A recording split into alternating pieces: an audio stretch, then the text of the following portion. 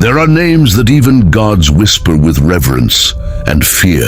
The Beyonder was one of them, a being not born within the multiverse but outside it, an observer from a higher reality, curious about the chaos, passion, and imperfection of existence. He once created universes as experiments, worlds as toys, and gods as concepts to be tested. He did not understand limits, nor did he respect them. Across another infinite divide, where the walls of creation shimmer with divine fire, stood the Morningstar, Lucifer, the first light-bearer, the most radiant of all creations, he who defied the voice of the presence and declared that he would rather rule in hell than serve in heaven. His rebellion wasn't born of hate, but of principle, a question: why must creation follow law without choice? The seeds of this confrontation were sown not in war, but in curiosity. The Beyonder had once peered across the multiverse, analyzing mortal emotions, love, hatred, ambition, faith, and saw in Lucifer a reflection of his own flaw: discontent. Here was a being who had everything yet sought freedom. Here was someone who dared challenge the infinite order of God himself. To the Beyonder, Lucifer represented something fascinating. So he watched. He watched Lucifer abandon hell, leave the throne of damnation behind, and create his own universe, a paradise of his making, untouched by divine interference. It was beauty sculpted by rebellion, a place that resonated with the Beyonder's own unfulfilled desire to understand being. Yet the Beyonder was not content to watch. In his infinite boredom, he decided to enter Lucifer's universe to test it, not with armies or destruction, but with questions. Lucifer was in his celestial garden, a place where stars danced to silent music and time flowed like water, when he felt a ripple, a tremor in his creation. Someone was trespassing. He turned, and there stood a figure made of light and will, shifting in infinite forms, each representing possibilities beyond imagination. "You do not belong here," Lucifer said, his voice calm yet edged with power. The Beyonder smiled. "Neither do you, by your own logic. You were born elsewhere. Yet here you reign. Why should I not explore the same freedom?" Lucifer's eyes narrowed. "Freedom does not mean intrusion. My creation is mine, every molecule, every spark bound by my will. You are tearing holes in its foundation simply by existing here.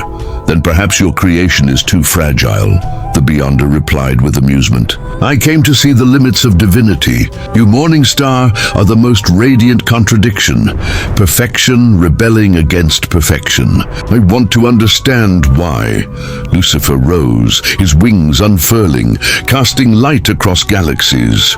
"Because perfection without choice is a prison. You of all beings should know that." The Beyonder tilted his head. "And yet you serve your ego as another master. You did not free yourself.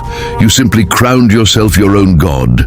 Lucifer's laughter was soft, dangerous. "And you, Beyonder, believe yourself free because you stand outside creation. Yet you are bound by your obsession to comprehend it. You are as much a prisoner as I was." "Leave," Lucifer commanded, his voice resonating through dimensions.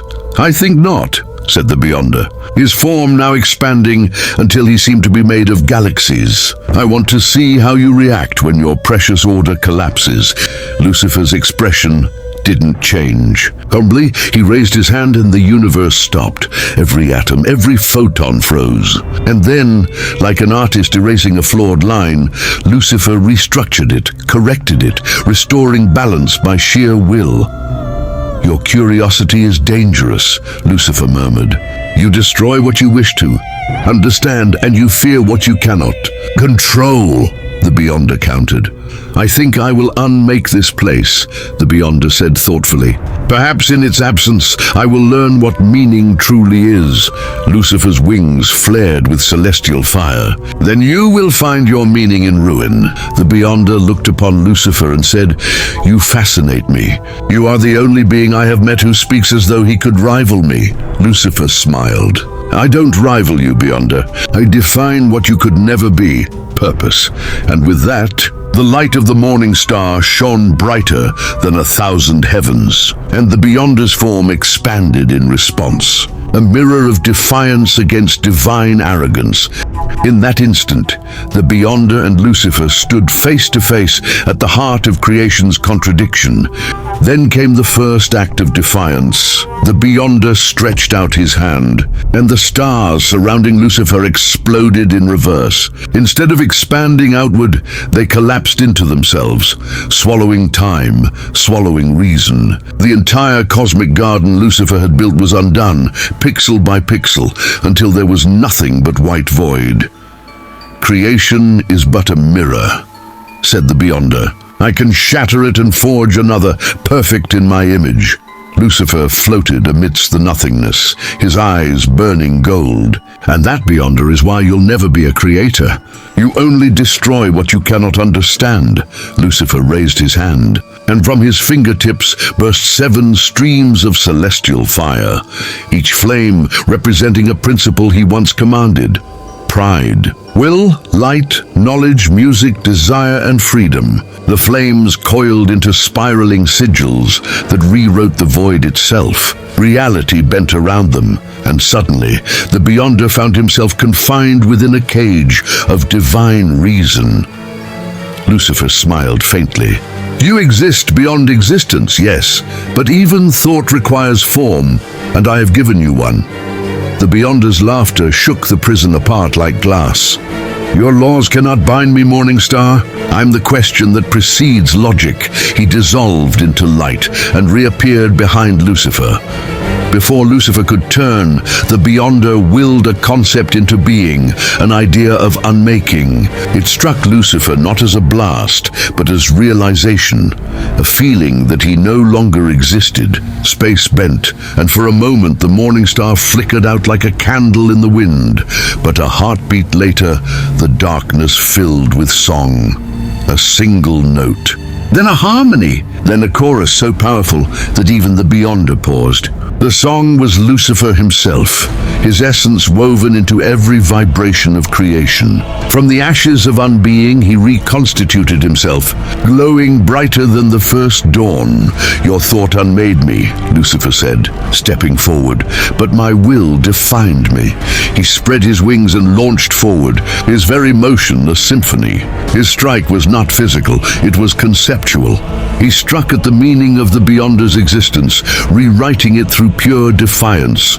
For the first time, the Beyonder staggered. His perfection faltered. "What are you doing?"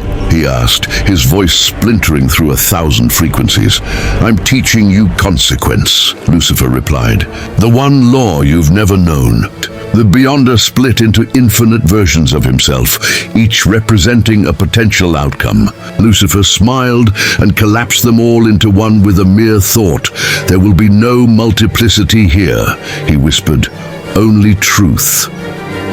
Infuriated, the Beyonder unleashed his full omnipotence. He became a storm of creation itself, galaxies forming and dying in seconds, laws of physics melting and reforming at his command. He spoke, and with each word new dimensions were born. Lucifer answered with silence, and that silence consumed the noise. He floated before the Beyonder, his wings now glowing like the heart of the presence.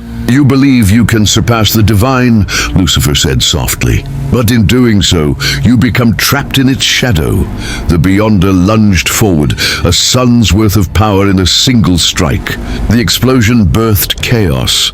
Fractals of reality spun like broken glass. But through the radiance emerged Lucifer, untouched, holding a fragment of the Beyonder's own essence. "This is your flaw," he said, showing it, a tiny light trembling in his palm. "You seek purpose, but fear it when it finds you." The Beyonder stared, realizing what he saw, his own reflection, fragile and incomplete. For a moment, silence reclaimed eternity. Then Lucifer let the fragment go. It drifted back into the Beyonder, merging, completing the circle of their confrontation. "Now you see," Lucifer said, "power without meaning is void. Freedom without wisdom is chaos. You are not beyond creation. You are still seeking it." The Beyonder was quiet, his infinite presence dimming slightly. "And you," he said, "still believe meaning must have limits. You cage your own light." Lucifer smiled faintly. "Perhaps, but my cage has purpose. Yours is just empty." For a moment longer they stood, two reflections of the same paradox, neither truly one. Both understood the other in a way no being ever had. Then, without another word, the Beyonder vanished, folding himself back into the higher realm he came from. Perhaps wiser, perhaps not. Lucifer remained, his wings folding slowly.